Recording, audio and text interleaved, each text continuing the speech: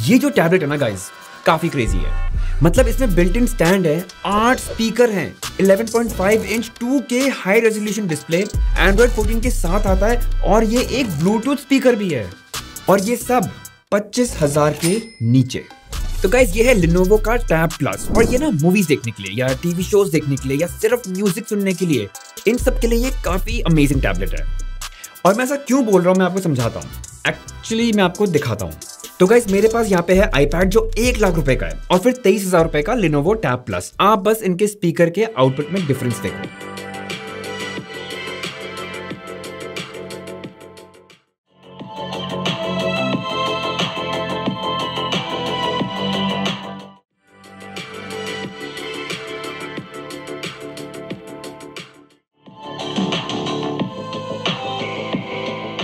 तो गाइस मैं आपको समझाता हूँ कि एक्चुअली हो क्या रहा है।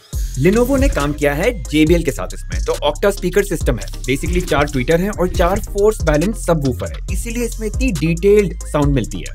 और सीरियसली गाइस आपको इस प्राइस पे और कोई टैबलेट नहीं मिलेगा जिसका स्पीकर आउटपुट ऐसा हो। और गाइस जैसा कि आप देख पा रहे हैं इसमें काफी डेप्थ है, थोड़ी थिकनेस है इसमें, जिसकी वजह से ये आवाज इतनी ज्यादा निकाल पाता है।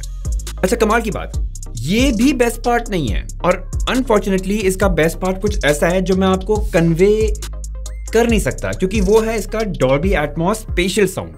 मतलब सीरियसली गाइस कोई मूवी या ट्रेलर अगर आप देखें तो आपको फील होगा कि वो आवाज ना आपके चारों तरफ रैप हो रही है। मतलब ये कुछ ऐसी चीज है जो आपको ना खुद अपने सामने एक्सपीरियंस करनी पड़ेगी।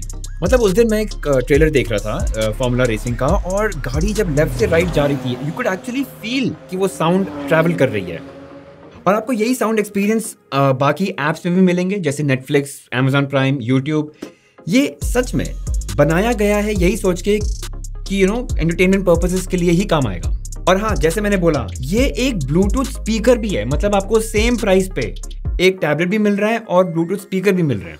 और काफी सिंपल है गाइज, आप अपने फोन से इसको कनेक्ट कर लो, जैसे भी स्पीकर को करते हो वैसे ही। आप प्ले दबाओ, गाना ऑन, और देखो काफी लाउड भी जाता है और अगेन एकदम स्पीकर की तरह। तो चलो guys, from a sound experience stand point तो मैं आपको ये टैबलेट बेच चुका हूँ अब तक, लेकिन इस टैबलेट की बाकी चीजें, मतलब क्या ये फॉर वर्क पर्पसेस कैसा है, गेमिंग के लिए कैसा है, कर सकता है नहीं कर सकता है, उन सब चीजों की बात करते हैं। सबसे पहले ना डिजाइन की बात करते हैं, और इसका जो ये इनबिल्ट किक स्टैंड है ना, सबसे ज्यादा काम की चीज है। मतलब गाइस मेरे हिसाब से तो बाकी जितने भी टैबलेट मैन्युफैक्चरर है उनको ये डाल देना चाहिए, बट ऑब्वियसली वो डालेंगे नहीं, वो चाहते हैं कि वो अपने एक्सेसरीज आपको बेचे। बट ये सच में यार इतनी कमाल की चीज है, मजा आ गया।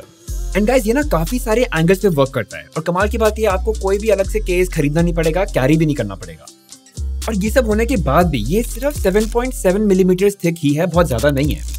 आगे बढ़ते हैं, इसमें आपको डुअल टोन मेटालिक डिजाइन मिलता है और सिर्फ इसी कलर में आता है, लूना ग्रे कलर। और अगर आप देखें तो काफी क्लीन, मिनिमल, प्रोफेशनल लुक है इसका। अच्छा इसमें आपको 3.5mm हेडफोन जैक भी मिलता है, तो अगर आप वायर्ड ईयरफोन्स यूज करते हैं तो ग्रेट। और इसमें आपको 1 टेराबाइट तक का एक्सपेंशन का ऑप्शन भी मिलता है। अब देखो गाइस एक बात तो ऑब्वियस है कि मेटल फिनिश है, 8600 mAh की बैटरी है और 8 स्पीकर भी फिट कर रखे हैं। तो बाकी टैबलेट्स जो सेम साइज के होते हैं उनसे तो ये ज्यादा हैवी होगा ही, बट वो ट्रेड ऑफ आपको डिसाइड करना है कि आप उस चीज से ओके है या नहीं। थोड़ा हैवी है लेकिन फिर साउंड क्वालिटी भी बहुत अच्छी है, तो डिपेंड आप पे करता है फाइनली। अच्छा गाइस डिस्प्ले की बात करते हैं, आपको 11.5 इंच का LCD डिस्प्ले मिलता है विद 1.5K रेजोल्यूशन। तो अगर आप अपने ट्रेलर्स देखें या नेटफ्लिक्स और Amazon प्राइम पे मूवी शोज देखें तो वो काफी क्रिस्प दिखेंगी। और इसकी ब्राइटनेस जो है वो जाती है अप टू 400 निट्स, करीब करीब जितना लैपटॉप्स में होता है। बट हाँ मेरे हिसाब से ब्राइटनेस इसकी थोड़ी कम है, आउटडोर्स चल जाएगा, बट अगर बहुत ज्यादा हार्श सनलाइट होगी ना तो आपको दिक्कत हो सकती है। बट अगेन हार्श सनलाइट में आप टैबलेट क्यों ही इस्तेमाल करोगे, और कितना ही कर लोगे, तो इतनी भी प्रॉब्लम वाली चीज नहीं है। अच्छा इसका जो रिफ्रेश रेट है वो जाता है 90 हर्ट्ज तक, मतलब 120 हर्ट्ज जो यूजुअली रहता है उतना स्मूथ नहीं है।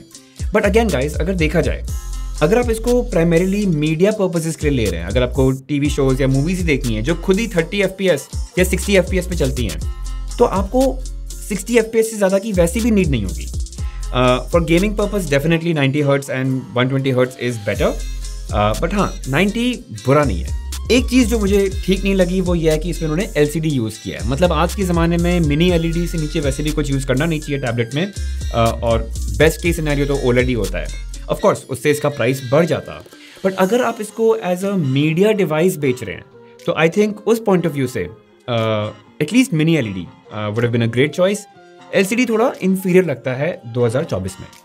वैसे अगर आप ये टैबलेट रीडिंग पर्पस के लिए ले रहे हैं तो इसमें एक रीडिंग मोड आता है जिससे सैचुरेशन गिर जाती है, हल्का सा पीला हो जाता है स्क्रीन, जो आंखों के लिए काफी प्लेजेंट होता है। एक ग्रे स्केल या ब्लैक एंड व्हाइट मोड भी है। चलिए गाइस आगे बढ़ते हैं और सॉफ्टवेयर की बात कर लेते हैं। तो इसमें आपको मिलता है Android 14 जो कि Android 16 तक अपग्रेडेबल है, तो 2 साल के अपग्रेड्स हैं इसमें और काफी क्लीन इंस्टॉल है, बहुत ज्यादा प्रीलोडेड एप्स नहीं है। आई थिंक आपको जैसे इसमें Fitbit, WPS office and Lenovo Vantage जैसे एप्स मिलते हैं, तो इफेक्टिवली देखा जाए तो बहुत ज्यादा ब्लोटवेयर है नहीं एंड या क्लीन इंस्टॉल है।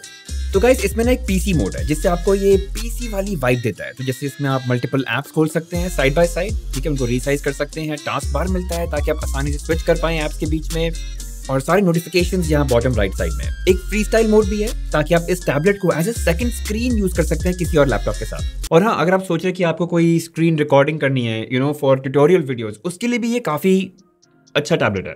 तो यहीं पे एक ऑप्शन है स्क्रीन रिकॉर्ड का, तो आप डिसाइड कर सकते हैं कितनी रेजोल्यूशन में रिकॉर्ड करनी है एंड ऑडियो सोर्स क्या होगा, माइक्रोफोन या स्पीकर के साउंड या दोनों। और एक और चीज, इसमें ना Lenovo Tab Pen Plus भी चलता है, तो अगर आपको कुछ ड्रॉ करना है, एनोटेशंस करनी है, ट्यूटोरियल बनाते वक्त कुछ हाईलाइट करना है, तो वो पेन आप अलग से खरीद सकते हैं। और ना इस टैबलेट में आपको एम्बिएंट साउंड के भी ऑप्शंस मिलते हैं सेटिंग्स के अंदर ही, तो आप डिसाइड कर सकते हैं कि आपको बैकग्राउंड में अगर कोई कामिंग या प्रोडक्टिव म्यूजिक चाहिए, जैसे मैं आपको कुछ एग्जांपल्स दिखाता हूँ।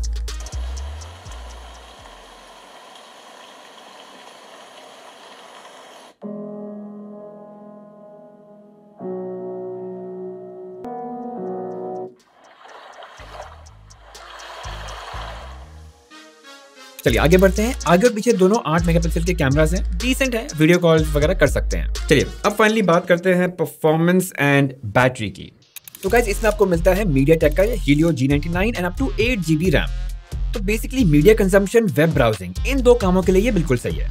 अच्छा, अगर और भी काम निकालना है तो कोई ब्लूटूथ कीबोर्ड आप कनेक्ट कर लो और आप माइक्रोसॉफ्ट वर्ड या गूगल डॉक्स पे काम कर सकते हो, माउस कनेक्ट कर लो, गूगल स्लाइड्स पे भी काम कर सकते हो, तो करने को ये सब भी चलेगा। अब कुछ जगहें हैं जहाँ पे आपको परफॉर्मेंस इसकी स्लो लगेगी। फॉर एग्जाम्पल अगर आप बहुत सारे ऐप्स पे एक साथ काम कर रहे हैं तो ये कर सकता है थोड़ा स्लो। अगर आप बहुत हैवी फाइल डाउनलोड कर रहे हैं इंटरनेट से, वो भी स्लो होगी। अगर मान लीजिए कोई ऐप इंस्टॉल हो रही है और आप चाहते हैं कि आप साथ में कुछ और कर ले, वहाँ भी आपको स्लो डाउन फील होगा। मतलब it's not like a crazy high performance tablet, but आपका काम हो जाएगा, उतना तक है। और दूसरा एरिया है गेमिंग। क्या ये गेमिंग कर सकता है? हाँ, मतलब मैंने एसफॉल्ट का लेजेंड्स यूनाइट खेलने की कोशिश की और चल गया। एंड ऑब्वियसली स्पीकर्स बढ़िया हैं, तो वैसे गेमिंग का एक्सपीरियंस अमेजिंग था, लेकिन ग्राफिक की क्वालिटी या रेजोल्यूशन डेफिनेटली टैबलेट ने गिराई है ताकि आपका गेम प्ले स्मूथ हो पाए। हाँ, एक और चीज, स्पीकर्स कवर हो जाते थे जब मैं पकड़ता था, तो ऑब्वियसली घुमाना पड़ा ताकि स्पीकर्स खुले रहे। मतलब डेफिनेटली गेमिंग टैबलेट नहीं बोलूंगा इसको मैं, उस पॉइंट ऑफ व्यू से आप इसको लेना भी मत। एज आई सेड, ये बना ही मीडिया कंजम्पशन के लिए है। टीवी शोज देखिए, मूवीज देखिए, म्यूजिक सुनिए, फोन से कनेक्ट करो और उसको स्पीकर की तरह यूज करो। एंटरटेनमेंट पर्पस से बनाया गया है, नॉट फॉर गेमिंग। अच्छा, इसमें मिलती है 8600 mAh की बैटरी कैपेसिटी, 45 वॉट्स का चार्जिंग सपोर्ट, जो आप यहाँ टाइप सी पोर्ट से कर सकते हैं। यहाँ पे आप पेन ड्राइव या कोई स्टोरेज ड्राइव भी कनेक्ट कर सकते हैं, so that you can access files, और अगर बैकअप करना है तो वो भी यहीं पे कर सकते हैं। तो ओवरऑल गाइज मैं यही बोलूँगा कि काफ़ी यूनिकली पोजिशन्ड टैबलेट है ये मार्केट में। इसके स्पीकर्स की आउटपुट ही इसका मेन यूएसपी है, specially with Dolby Atmos special sound. फिर इसमें आपको इनबिल्ट स्टैंड भी मिल जाता है, जो आई थिंक काफ़ी क्रेजी चीज़ है। ये सेकंड स्क्रीन की तरह भी वर्क करता है, डेडिकेटेड पीसी मोड भी है, और ये सारी चीज़ें इस टैबलेट में 23,000 के अंदर बुरी डील नहीं है।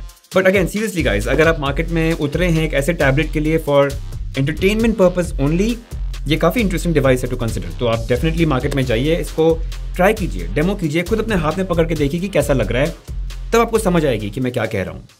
मेरे हिसाब से बस इसकी जो LCD डिस्प्ले है वो एक डील ब्रेकर हो सकती है कुछ लोगों के लिए, बट अगेन गाइज, अगर OLED पैनल होता तो ये फिर महंगा भी होता, तो ट्रेड ऑफ है, आप देखिए आपको सूट करता है या नहीं। चलिए गाइज, Lenovo Tab Plus के बारे में इतना ही। अगर फिर भी कुछ रह गया हो तो डेफिनेटली कमेंट सेक्शन में जरूर पूछिएगा।